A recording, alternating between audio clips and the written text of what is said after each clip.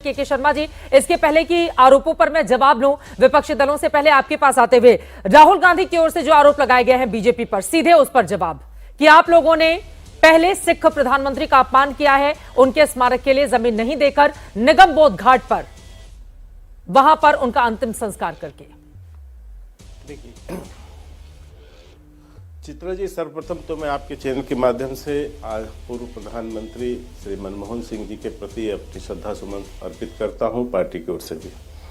और दूसरी बात, जहां तक राहुल गांधी का प्रश्न है, तो राहुल गांधी के ऊपर अब मैं क्या बोलूं, मुझे तो आश्चर्य है।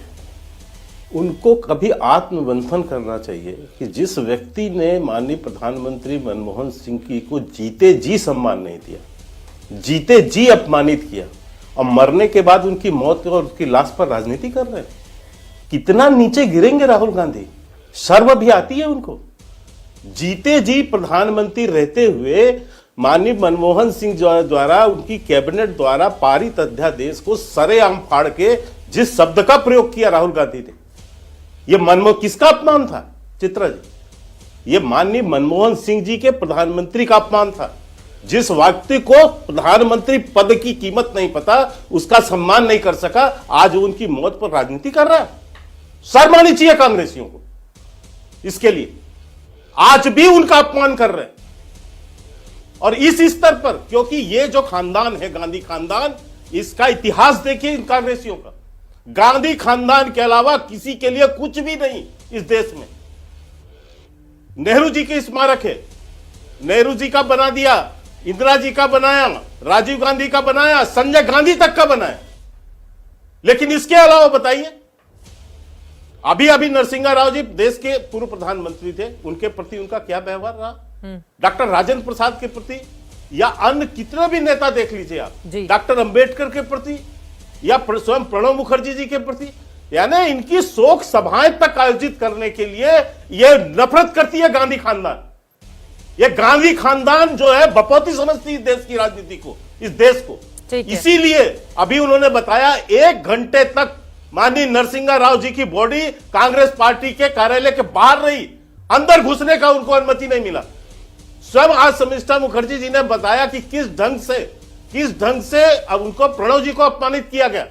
कोई प्रस्ताव पारित नहीं हुआ, उसको भारत रत्न देने का निर्णय माननीय प्रधानमंत्री नरेंद्र मोदी जी ने किया, प्रणब मुखर्जी जी को, नरसिंहा राव जी को। और जिस स्मारक की आप बात कर रहे हैं हैदराबाद में, स्मारक को माननीय प्रधानमंत्री नरेंद्र मोदी जी ने बनवाया। ठीक है, हम तो पक्ष हो विपक्ष हो, देश के लिए जो काम करता है उसकी बात, उसका हम सम्मान भी करते हैं। और स्वयं मनमोहन सिंह जी के लिए आप देखिए, कल ही कैबिनेट की बैठक में निर्णय लिया गया, उनके परिवार को जो है सूचित किया गया, खड़गे साहब को बताया गया कि उनके स्मारक बनाने का निर्णय हो गया है, जमीन की व्यवस्था कर रहे हैं और हम उसमें स्मारक बनाएंगे उनका। वो कह रहे हैं चिट्ठी भेजने की जरूरत लेकिन क्यों पड़ी? इसके बावजूद भी खुद ही फैसला कर लेते। एक बात, हाँ, वो कह रहे हैं चिट्ठी लिखने की जरूरत क्यों पड़ गई बीजेपी को? खुद ही फैसला कर लेते उनके योगदान को देखते हुए। मैं आपके पास आऊंगी, बाकी मेहमान भी हैं, एक एक टिप्पणी बाकी लोगों का मैं ले लेती हूँ, फिर आप जवाब दीजिएगा।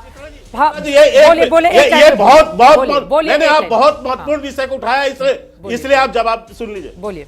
जैसे ही कैबिनेट का निर्णय हुए तो चिट्ठी लिख के, इनको तो लास्ट पे राजनीति करने की आदत है ना, इनको तो पहले ही, अरे भाई कोई प्रक्रिया होगी, जब उनकी डेथ हुई उसके बाद कैबिनेट की बैठक होगी, कैबिनेट बैठक में उनको श्रद्धांजलि दिया गया, श्रद्धांजलि देने के बाद तत्काल निर्णय किया गया। अब इनकी इच्छा जो है बाकी प्रक्रियाओं पे नहीं थी कांग्रेस को, ठीक है, कि उनके लिए कैसे ट्रस्ट बनाना, क्या करना, क्योंकि ये जो बनेगी स्मारक बनेगा उसमें ट्रस्ट भी बनेगा, वो सब करना नहीं था।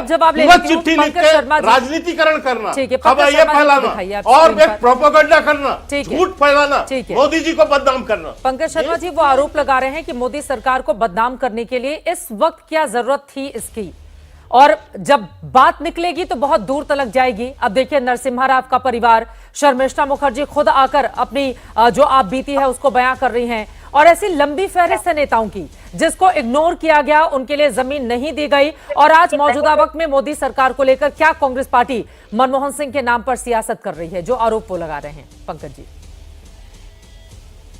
जो सरकार खुद को बदनाम कर रही हो, उसको कोई और बदनाम क्यों करेगा? अपने आप बदनामी सरकार अपनी कर रही है। मित्रा जी, जब बहुत छोटे दिल दिमाग वाले लोग लोकतांत्रिक संयोग या दुर्योग के चलते अपने असली कद से बहुत बड़ा पद कर लेते हैं, तो यही होता है। 10 बरस के इस दौर में बौने हुए विराट हमारे गांव में। आप ही बताइए, आप आज सुबह 7 बजे से चश्मदीद हैं डॉक्टर मनमोहन सिंह की अंतिम यात्रा की और अंतिम संस्कार की। आपने राजनीतिक ओछेपन की इससे निम्नतम मिसाल कभी देखी थी? कनक कनकते सौगुनी मादकता अधिकाए, वह पाए बौराए नर या खाए बौराए। मैं आपको बता रहा हूं कि हमारे मौजूदा सत्तासीनों की ये मदमस्ती ही अंततः उनके पतन का कारण बनेगी। डॉक्टर मनमोहन सिंह देश के पहले प्रधानमंत्री हैं जिनका अंतिम संस्कार निगमबोध घाट पे हुआ। उनकी अंत्येष्टि यमुना किनारे होती तो इससे मनमोहन सिंह जी बड़े नहीं हो जाते, मगर ऐसा नहीं करके कुछ लोगों ने खुद को बहुत छोटा कर लिया है। प्रधानमंत्रियों और राष्ट्रपतियों की समाधियां यमुना किनारे हैं। चौधरी चरण सिंह जी की है। चरण सिंह जी 1987 में मई का महीना था, मुझे याद है जी। अजीत सिंह जी उनके पुत्र अड़ गए थे कि मैं तब तक पार्थिव शरीर नहीं उठने दूंगा जब तक कि उनकी समाधि स्थल तय नहीं होती और कहीं अंतिम संस्कार नहीं होगा। राजीव गांधी प्रधानमंत्री थे, उन्होंने गुलाम नबी आजाद को भेजा और हाथों हाथ किसान घाट के लिए भूमि आवंटित की गई यमुना के किनारे। इंद्र कुमार गुजराल जी की समाधि है, चंद्रशेखर जी की समाधि है, अटल जी की तो खैर है ही, और तो और उप प्रधानमंत्री देवीलाल जी की है, जगजीवन राम जी की है, लाल बहादुर शास्त्री जी की पत्नी ललिता शास्त्री जी की समाधि वहीं यमुना किनारे है। तो ये जो अशिष्ट आचरण की, पापाचार की, अधमता की, इससे निचली पायदान और क्या होगी कि आज आप डॉक्टर मनमोहन सिंह जैसे व्यक्ति का अंतिम संस्कार निगम बोध घाट पर करने के लिए जोर देते हैं। 2013 में कुछ बदलाव भी किए गए थे मनमोहन सरकार की ओर से समाधि स्थल को लेकर, उस पर मैं आऊंगी। के शर्मा जी जवाब देना चाह रहे हैं, बाकी मेहमान भी हमारे साथ जुड़े हुए। जल्दी से 2 लाइन में के शर्मा जी। नहीं, मैं इतना ही पूछूं, मैं इतना ही पूछ रहा हूं कि पंकज जी को ये नहीं समझ में आया नरसिंहा राव जी का कहां हुआ उनका अंतिम संस्कार?